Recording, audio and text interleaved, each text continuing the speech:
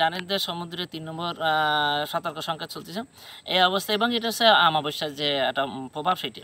তো অমাবস্যা এবং যে নিম্নচাপ ঘূর্ণিঝড় হাল ছোট্ট একটা, তো এর প্রভাবে কিন্তু পানি উচ্চতা অনেক বেড়ে গেছে, আমাদের সুন্দরবনে প্রায় সব জায়গায় তলায় গেছে।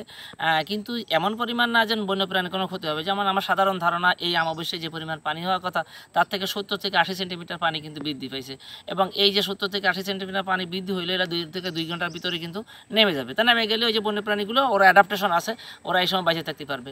এখনও পর্যন্ত আমাদের সুন্দরবনের যে বন্যপ্রাণী কোনো ক্ষয়ক্ষতি হয়েছে এই ধরনের কোনো রিপোর্ট আসেনি। আশা করি সমস্যা হবে না, ওরা টিকে থাকতে পারবে। এছাড়া আমাদের যে ক্যাপটিভ যে বন্যপ্রাণীগুলো আছে সেইগুলোও কিন্তু ভালো আছে। এখন আশা করি মনে হয় এই যে নিম্নচাপ বা অমাবস্যার যে প্রভাব, এটি দিয়ে আমাদের বন্যপ্রাণীর পরে মানে তেমন ক্ষয়ক্ষতি হবে না।